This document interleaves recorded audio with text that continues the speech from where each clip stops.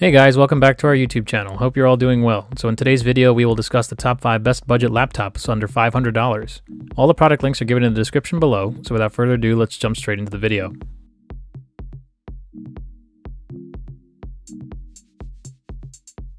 Best 14-inch, Dell Inspiron 14. Dell tends to reserve the line for its cheapest and clunkiest consumer-grade computers. This 2-in-1 borrows a handful of elements from higher-end laptops, including a metal lid, a fingerprint reader, surprisingly great speakers, and a sharp touchscreen that flips around into a tablet mode. However, further inspection reveals where the compromises lie.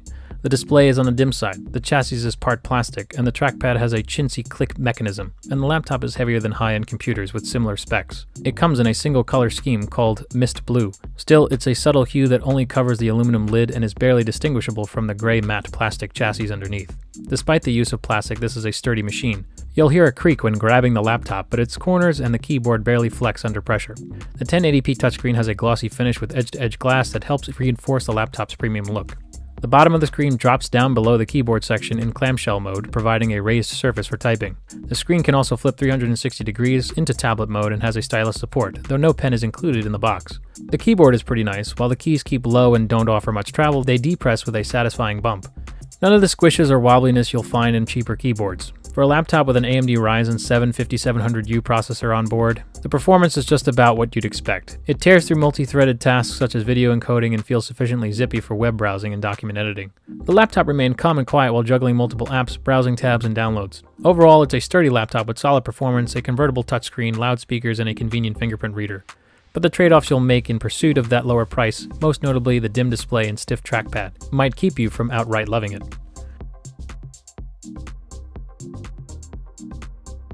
Best battery, Samsung Chromebook 4.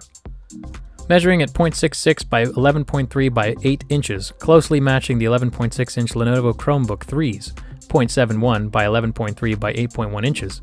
The Samsung is slightly heavier, 2.6 versus 2.42 pounds, but both are easy to toss into a bag, a backpack, or a briefcase. The construction feels fairly hardy without too much flex when you grasp the screen corners or press the keyboard deck. Thick bezels surround the 11.6-inch anti-reflective display with a webcam centered on the top border. The keyboard spans the entire width of the system. The screen tilts almost all the way back, though its narrow viewing angles turn it into a color-shifted photo negative if you push it too far. You won't find luxuries like a backlit keyboard or a fingerprint reader. The port loadout is minimal: one USB-C port, an audio jack, a microSD card slot on the left edge, and a USB 3.0 Type A port, plus a security lock slot on the right. The supplied AC adapter plugs into a USB-C port, which means you can't have the power plug and an external monitor via DisplayPort adapter connected simultaneously. Bluetooth 4.0 and Wi-Fi 5, the older 802.11ac standard, not 802.11ax Wi-Fi 6, handle wireless communications to the test of the laptop's battery life. We loop a 720p video file with screen brightness set at 50%, audio volume at 100%, and Wi-Fi disabled until the system quits. Suppose a Chromebook's internal storage isn't big enough to hold the video. In that case, we play it from an external SSD plugged into a USB-C port. It gets the job done, but in the manner of a space-saver spare tire instead of a high-performance radial. If you can afford a higher-priced and better-equipped laptop, you'll have a much more enjoyable ride. Best value, HP Stream 11. This is a remnant of the notebook era of the early 2000s, where there was a strong demand for smaller Windows XP-powered laptops with 11.6-inch screens and lightweight chassis. Tablets, smartphones, and Chromebooks conspired to send most netbook designs packing. However, a few models have kept the faith through the rise of the Windows 10 and are still available. This is one of them. It's been updated a more modern aesthetic and contemporary niceties like HDMI and USB Type-C ports, but it's otherwise a rollback to how budget laptop computing was in 2005. The display measures 11.6 inches diagonally and sports a 1366 by 768 pixel native resolution lower than Full HD 1920 by 1080 pixels, and even on a small screen results in grainy text and vaguely fuzzy images. The only way to rectify Stream 11's flat screen is to plug it into an external monitor. That's not possible if you're out and about, but if you're using this laptop at home, the full-size HDMI port makes it a cinch to connect a larger display. As with the SD card slot, the HDMI port is a welcome addition that's rare even on more expensive laptops. Overall, the Stream 11 is eminently portable and feels unexpectedly sturdy. There isn't a hint of flex anywhere in the chassis when you strike the keys forcefully, and the sturdy hinge keeps the screen open with minimal bouncing. The keyboard lacks backlighting under the keys, which isn't something we'd expect on a laptop at this price, but it does have a function row and well-spaced keys. It is an acceptable option for people who need decent looking, compact, and lowest possible cost Windows laptop for simple tasks like answering emails and checking the weather.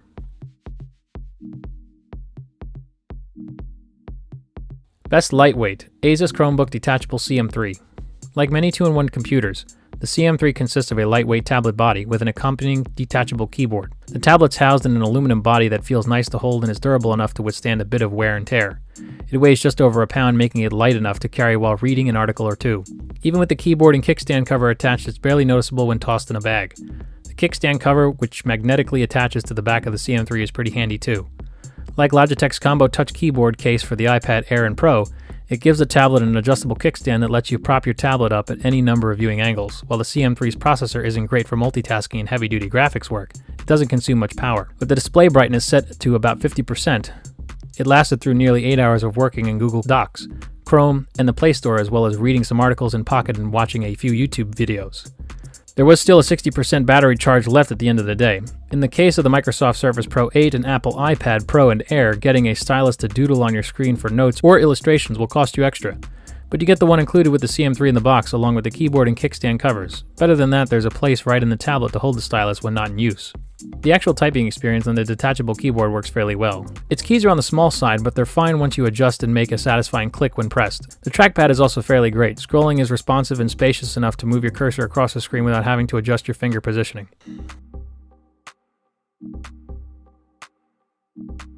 Best overall, Acer Aspire 5. The name has always been a bit of an intelligent branding since the series is positioned as a better-than-average pick among budget laptops, a notebook you can afford. Still with the features and performance you aspire to. It hasn't always hit the mark, but the company has produced solid economic choices yearly. Measuring 0.7 by 14.3 by 9.4 inches and weighing 3.9 pounds, the Acer is far from featherweight, but it's not too bulky to throw in a laptop, bag, or backpack. The construction combines metal and plastic with uniform finish, making it hard to tell where one ends and the other begins. The lid is covered in aluminum, but the rest of the chassis is pretty sturdy plastic. The laptop is large enough for a full-size keyboard with a numeric keypad, though the latter has half-width keys.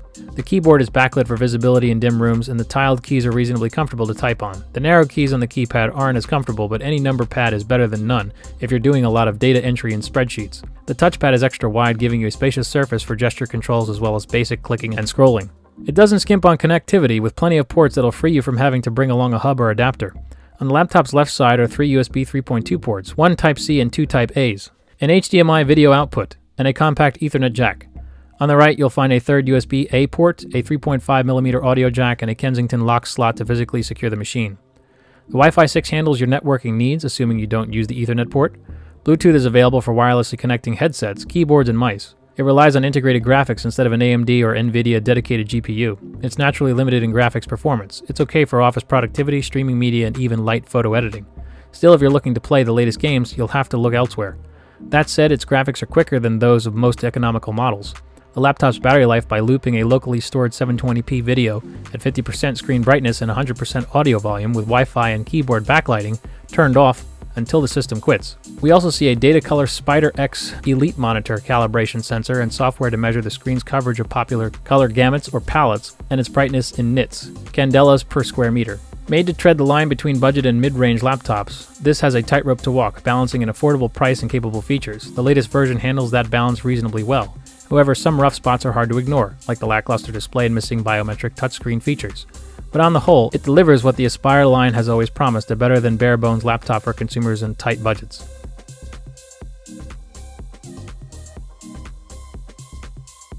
So that's all for today's video. Hope you enjoyed it. If so, please like, share, and subscribe.